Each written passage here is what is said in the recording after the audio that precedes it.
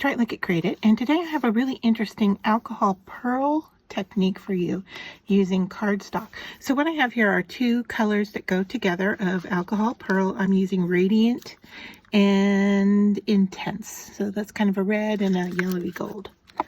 And then you're going to want blending solution. Alcohol will not work with the pearl alcohol inks. Then I have just a couple of pieces of cardstock here, and these two I have covered with aluminum tape from the hardware store. And then I have my embossing folder, and I have it so that the raised area is facing up. So I'm going to put one foil in facing up, one foil facing down. That way we're going to get different techniques here. And then I have just a plain cardstock. Now I'm going to go run this through my Gemini to emboss it, and then I'll be ready. Okay, so I now have my embossing done, and I want to leave them, I got a little static here, put them all down so that you can see what we have here. All right, so I have the debossed in the foil tape, I have raised in the foil tape, and then I have raised in cardstock. Now, at this point, you're going to want to put gloves on if you don't want to get messy. I tend to work without gloves, but I don't really touch the ink. I use a dry baby wipe to kind of get in the areas that I want. All right, so the first thing we're going to do is shake up our pearl alcohol ink. You can hear those little beads in there. All right, and then you're going to want to work on some kind of non-porous surface. I have a piece of packaging here. You can use the same one over and over again. You can see I've already done this technique in a purple and blue combination, and that's just going to work fine with what we're doing here. All right, so the first thing I'm going to do is just drop some colors of pearl on my plastic. And the reason you want them that blend together well and don't clash in color is because they are going to blend.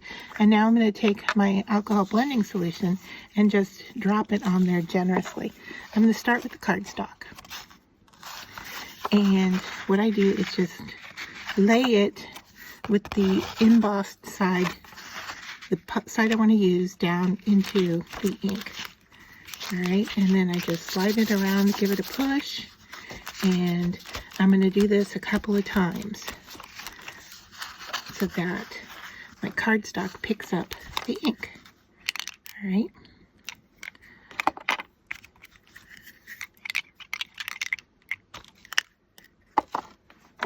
Don't forget your blending solution.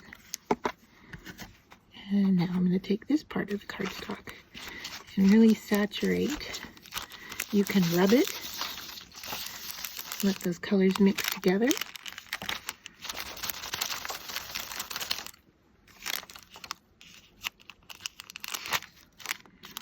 All right, and then you're going to want to set this off to the side to dry. We're going to do the same technique, but this time we're going to do it on the foil. This is the raised image. And once again, the blending solution. And I'm just going to drop the foil in there and smear it around. And you can see what that looks like.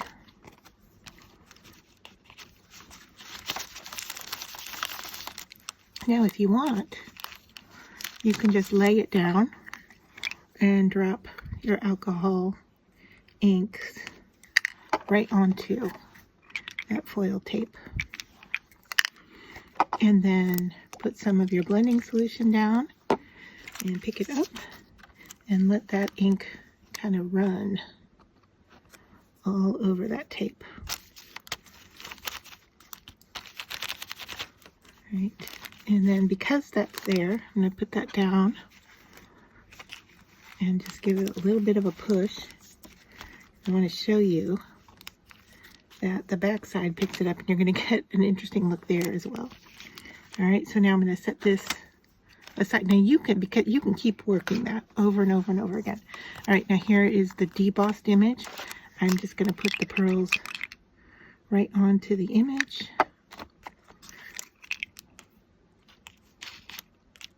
Kind of just sit there until you hit it with the blending solution. And then they start to roam.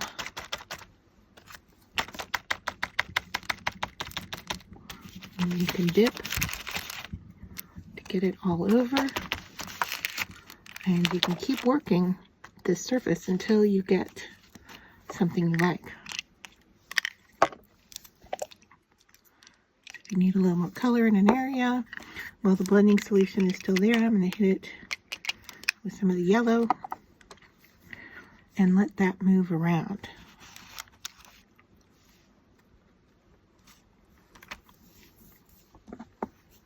All right, so I want to show you our results. So I started out with doing this on the foil tape, thinking, okay, that's going to be a really interesting look. And I did it on the deboss, thinking that the ink would go into the channel, and it does, and it would travel around in there and give me a different look, and it does. But when I did this and saturated the front, the back also got color on it, and that's when I realized that the cardstock was going to look interesting in a different manner. So I think these are dry now, so let me bring them up to you. So this is the raised image, and I can feel that the cardstock is still pretty wet on the back, but here is the raised. Pretty typical result of, you know, putting alcohol ink on a metallic surface and blending those colors. You can keep working it and working it. All right, this one, I can tell you that the tape, it's going to take longer to dry on the metallic surface because, you know, it is not porous. All right, this one gives you a little bit different look. They are similar, they are related, but you definitely get a different look with the debossing because of the way the ink travels into those design pieces, and not too much on the back. And then with the cardstock, I was really surprised, and I really like the look because what happens is the raised image picks up the mica, and then the cardstock absorbs the color of the ink. So here you can see the absorption of the ink, and that's pretty by itself. And this is the debossed side, the back. But the raised side has the mica from the pearls on it, and that was what was a happy accident for me, because this is what I started with. I started with a blue and a purple, and I just had it sitting on my plastic, and I saturated it, and this is debossed, all right? And I just kept putting alcohol on it, the pearls, to kind of see what I liked.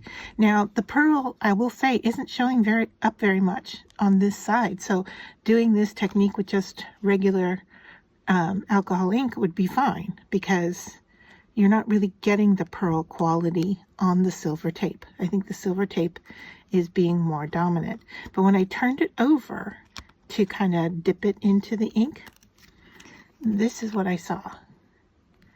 And I thought, wow, can I duplicate that just on cardstock? And so I did just a single piece of cardstock without, there's no tape on the back. You can see here are all the colors. All right, and this is what the alcohol ink would look like without the pearl. But with the pearl, it sticks more to the raised surfaces, and the color absorbs into the cardstock and it blends. Now, the reason that it moves and it blends is because of your alcohol blending solution. All right. So I just want to show you that. Now with the cardstock, you really don't want to overwork it because it will just keep absorbing and get darker and darker and darker. Okay, so you can see that a little bit here on the back where it's got so much. There's not a lot of color there. It's just dark. All right, if that's what you're looking for, that's an interesting look. I like this look here with the mica and then the purple blending underneath it. And so you could control this by adding just alcohol ink onto the paper around it, so that we've got the mica on the raised part, and then maybe we could saturate the background with just some colored inks. I'm not sure. Something to play with next to see how that turns out. But I really like the look of this. This would be great for card making, for your paper crafts. I started doing it for intent on using it for jewelry making. So I'll have to see how this works moving forward for my purposes. But I like the look, and I think it would work well for a lot of different applications. Hope you enjoyed the process. Let me know what you think. All right, since I mentioned just plain alcohol ink, I thought I would go ahead and just do plain alcohol ink. So I've got Stream and Wild Plum, and I'm just gonna drop these on here. Same technique, right on the top. This is the debossed side, and I am going to use regular alcohol ink. And I also have my blending solution off to the side, but I'm going to try to make this work just with the alcohol. So I'm going to drop my alcohol ink on there.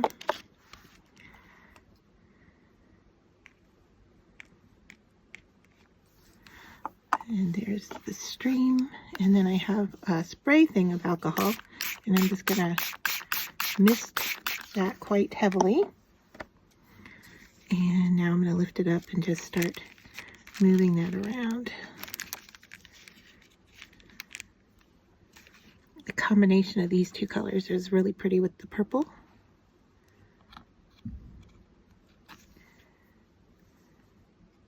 Now the downside to this is that you do have to let it dry.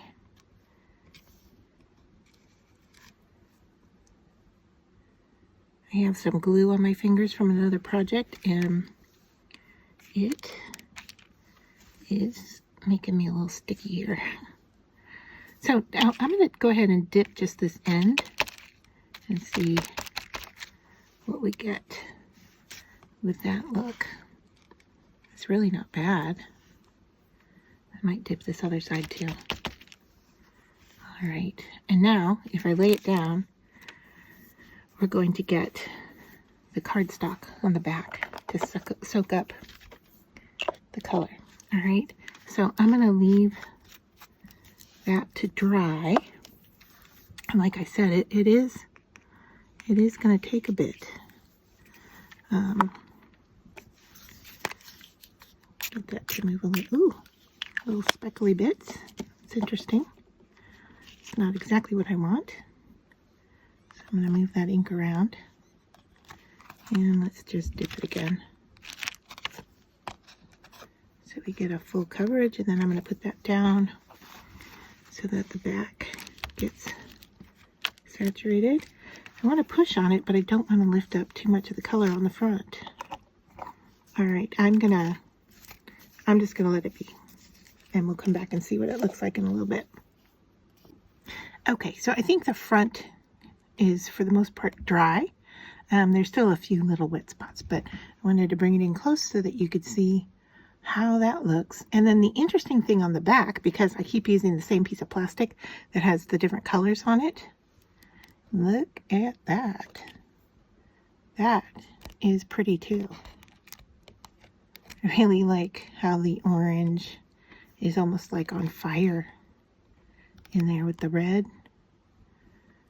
Yeah, so interesting technique. Now the purple is getting pretty dark here on the paper, so you know it's muddy, and this is definitely wet. This is very, very wet. If I go in, let's see if I can.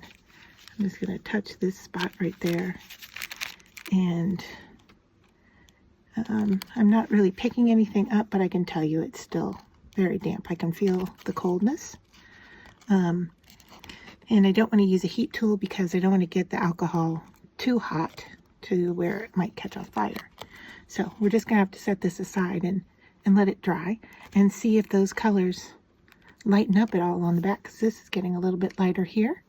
I have a feeling it might actually lighten up.